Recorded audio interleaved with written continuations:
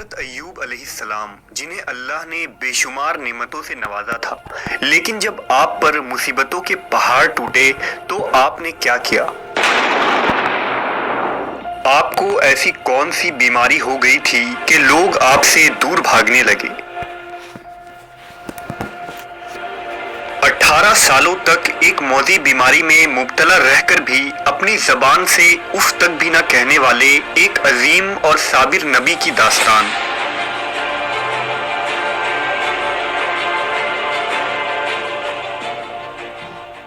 حضرت ایوب علیہ السلام کا عبرانی نام اوب تھا، جنہیں توریت میں جوب کہا گیا ہے۔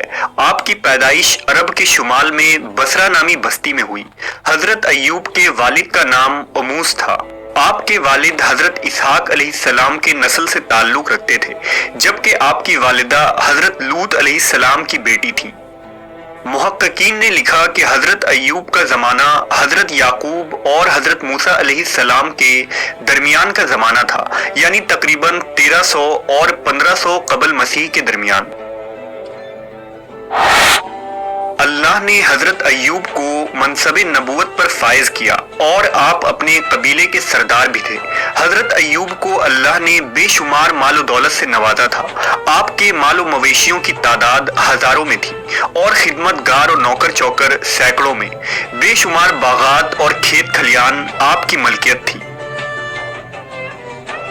ایوب علیہ السلام نہایت ہی فیاض اور سخی انسان تھے۔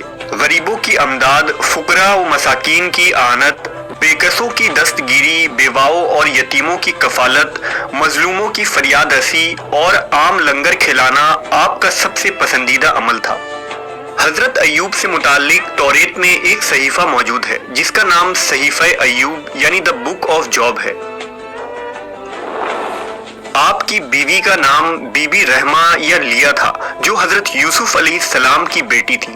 آپ کے 7 بیٹے اور 3 بیٹیاں تھیں۔ حضرت ایوب لوگوں کو دین ابراہیمی کی تعلیم دیتے اور انہیں شرک و بت پرستی اور برے اعمال سے بچنے کی تلقین کیا کرتے اور آخرت پر ایمان لانے کی دعوت دیا کرتے تھے۔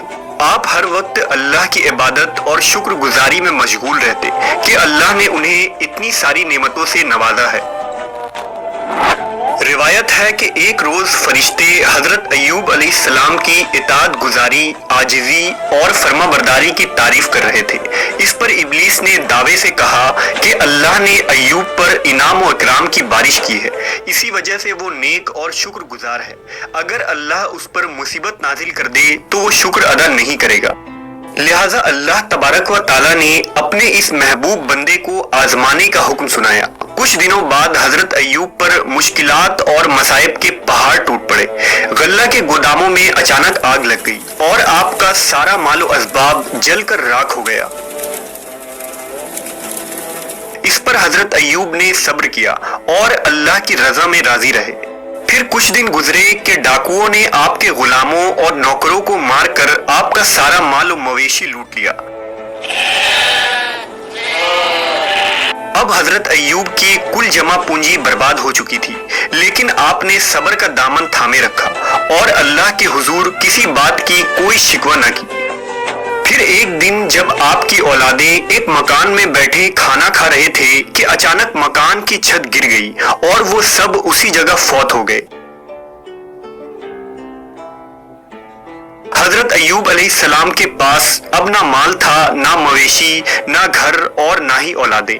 خوشحالی کی ایک علامت بھی باقی نہ رہی۔ پے در پہ تباہی اور ایسے واقعات سے لوگ حواس کھو بیٹھے، لیکن حضرت ایوب کی روشن پیشانی پر ایک شکن تک نہیں آئی۔ حضرت ایوب کے گھر کے باہر آپ کے پیروکاروں اور قوم کے لوگوں کا ہجوم اکٹھا ہو گیا اور سب حضرت ایوب کے اس خستہ حالی اور مصائب پر گریہ زاری کرنے لگے۔ حضرت ایوب نے اس وقت فرمایا کہ میں اپنی ماں کے پیٹ سے برہنہ پیدا ہوا تھا اور برہنہ ہی دنیا سے جاؤں گا۔ یا اللہ، آپ نے مجھے یہ سب کچھ دیا تھا اور آپ نے ہی اپنی امانت واپس لے لی۔ حضرت ایوب کا سب کچھ ختم ہو چکا تھا، لیکن ابھی مزید سخت آزمائش سے گزرنا باقی تھا۔ کچھ دن بعد حضرت ایوب نے اپنے بدن میں خارش محسوس کی۔ आहिस्ता आहिस्ता ये खारिश एक मौजी बीमारी में बदल गई। आपके पैरों के तलवे से लेकर सर की खाल तक सारे जिस्म पर तकलीफदा बड़े बड़े फोड़े निकल आए, जिनमें टेसें उठती थी तो आप दर्द से बेचैन हो जाते थे। आप राख पर बैठे रहते और राख जिस्म पर डालते रहते थे। इस मौजी बीमारी और फोड़े को देखकर हजरत अय्यूब के अजीजों और रिश्तेदारों ने आपसे कतई ताल्लुक कर लिया। लोग आपसे अलग हो गए और आपके पास आना जाना बंद कर दिया। इस मुश्किल वक्त में सिर्फ आपकी अहलिया आपके साथ रही। आपकी ज़ौजा मोहतरमा ने बीमार शौहर की तीमारदारी में कोई कसर न छोड़ी, मेहनत मजदूरी करके अखराजात पूरी करती रही और हजरत अय्यूब की खूब खिदमत की। लेकिन बीमारी दिन ब दिन बढ़ता चला गया। इसी दौरान एक दिन शैतान एक तबीब की शक्ल में हजरत अय्यूब की बीवी को मिला। उन्होंने उसे तबीब समझकर इलाज की दरखास्त की तो शैतान ने कहा, मैं उनका इलाज कर दूंगा, लेकिन इस शर्त पर कि अगर उनको शिफा हो जाए तो यूं कह दें कि तूने शिफा दी, मैं और कुछ नजराना नहीं चाहता। हजरत अय्यूब की बीवी ने आपको उस तबीब के मुतालिक बताया तो हजरत अय्यूब ने फरमाया कि वो तो शैतान था। मैं अहद करता हूँ कि अगर अल्लाह मुझको शिफा दे तो मैं तुझको 100 पमचियां मारूंगा, क्योंकि तू उसकी बातों में आ गई। हजरत अय्यूब को बहुत रंज हुआ कि मेरी बीमारी की वजह से शैतान का यहाँ तक हौसला बढ़ गया है कि उसने मेरी ही बीवी से ऐसे कुफरिया कलमात कहलवाना चाहा जो कुफ्र और शिर्क के अल्फाज हैं। इसी तरह वक्त गुजरता रहा, आपकी तकलीफ बढ़ती चली गई। जिस्म का कोई हिस्सा भी फोड़ों से महफूज न रहा। हजरत अय्यूब शहर के एक वीरान कोने में जा बसे। इस मुश्किल वक्त में भी आप हर वक्त अल्लाह की इबादत और शुक्र अदा करते और हर वक्त जबान पर अल्लाह का नाम होता। अब तकलीफ इतनी ज्यादा बढ़ गई कि आपका गोश्त जिस्म से जुड़ चुका था और सिर्फ हड्डियां और पट्टे रह गए थे। एक दिन आपकी बीवी ने कहा, अगर आप अल्लाह से दुआ करें तो अल्लाह इस बीमारी से आपको जरूर निजात दिलवाएगा। आप अलैहिस्सलाम ने जवाब दिया कि अल्लाह ने 70 साल तक मुझे सही और सलामत रखा, अब कम से कम 70 साल तक तो मैं सब्र कर लूं। ये सुनकर उनकी बीवी खामोश हो गई और रोने लगी।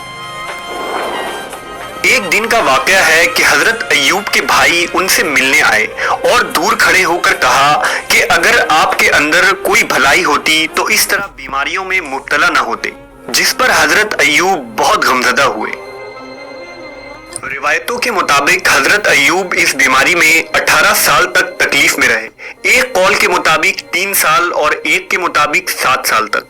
बरसों मुशक्कतें और तकलीफ झेलने के बाद भी आप बराबर सब्र और शुक्र करते रहे और फिर आपने अल्लाह के हुक्म से यूं दुआ मांगी कि बेशक मुझे तकलीफ पहुंची है और तू सब रहम करने वालों से बढ़कर रहम करने वाला है, लिहाजा अब इम्तिहान की घड़ियां खत्म हुई। आप खुदा की आजमाइश में पूरे उतरे और इम्तिहान में कामयाब हो गए। हजरत अय्यूब की दुआ बारगाह इलाही में कबूल कर ली गई। उन्होंने अपना पांव जमीन पर मारा, जहां से ठंडे और शीरी पानी का चश्मा फूट पड़ा। फिर आपने अपने कमजोर और लागर जिस्म को गोया उस चश्मे के पानी पर डाल दिया। जैसे जैसे जिस्म पर पानी पड़ता, जिस्म में तवानाई आती जाती। आप देर तक नहाते रहे, यहां तक कि मुकम्मल तौर पर सेहतमंद हो गए। हजरत अय्यूब के लिए अल्लाह ने जन्नत से जोड़े भेजे, जिसे आपने पहन लिया और वहां से हटकर एक तरफ बैठ गए। इस दौरान आपकी बीवी वहां मौजूद नहीं थी। जब उनकी बीवी वहां तशरीफ लाई तो उन्हें पहचान न सकी। उन्होंने आपसे ही पूछा कि ए अल्लाह के बंदे, यहाँ एक आफत ज़दा शख्स होता था, वो कहाँ गया?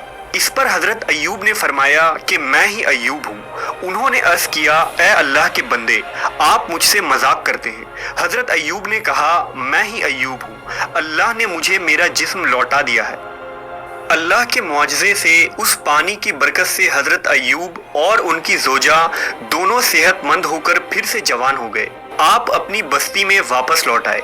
अल्लाह ने दोबारा आपको माल, मवेशी, औलादें और असबाब व सामान पहले से भी मजीद बढ़कर अता फरमाए।